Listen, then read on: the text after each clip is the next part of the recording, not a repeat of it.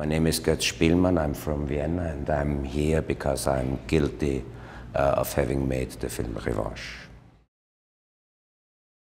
The storyline of the film. Does it have a storyline?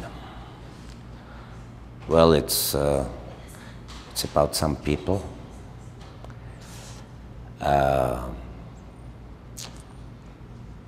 having some really severe problems, dealing with them, somehow being a little bit less sad at the end as they were in the beginning. That's the storyline. Well, in the center of the story there stands a tragic accident. A young woman is killed by a policeman after a bank robbery, and the main characters are the bank robber, the friend, the lover of the young woman killed, the prostitute, and the other main character. And the film speaks about the feeling of loss, about the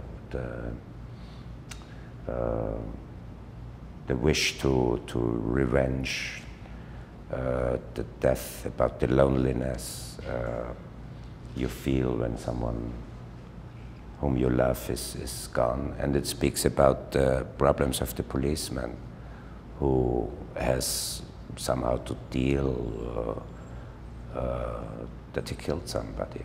And the story brings together those two characters and the third main character, which is the wife of the policeman. That's how it comes together somehow. Life. My biggest inspiration is life, you know.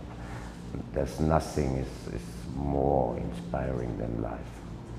I'm extraordinarily inspired by life, and therefore I try to make movies who have to do something with life. Well, maybe something that is special on this film is the form of it. And maybe that was the biggest challenge, because there are very little cuts in the movie. It has a very special form, which means, which is quite tricky to make, because for some reasons. One reason is when you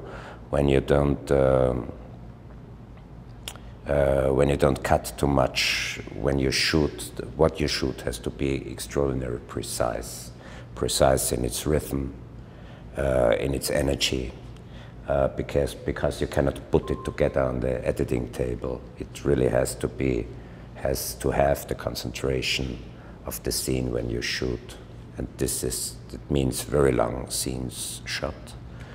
It's a challenge for the actors, because they are not. It's not possible that they have one faint moment in a big scene. Everything has to be precise at the point, and it's a challenge to, how to say, to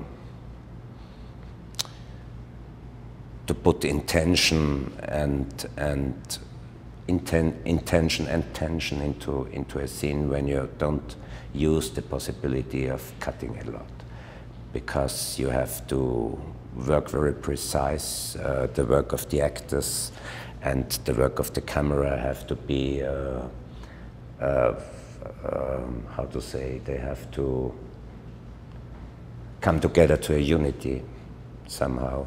The choreography, for example, of the characters within the picture, things like that are very important and quite tricky, quite risky, and very interesting. For example, that wonderful young Russian actress, Irina Potapenko is her name, she plays the prostitute. So she did some research in a brothel in the red light scene in Vienna. The policeman was together with policemen for about 2 weeks. So all the characters really know, maybe know more than actors usually know about the milieu of their characters, which is very important not only for them but also important for the movie, because so they can bring to the movie some new energy, experiences, because when you make research you make experiences. And as I said, as I told you, life is the biggest inspiration, I think, and somehow it is the goal of movies and of art. In life we don't have to think, we just act. We don't very seldom control us themselves. We don't, we have no need for control, very seldom we have a need for self-consciousness at the moment where we act, where we fall in love, or where we have a problem, or I don't know, whatever could happen to a life. So a real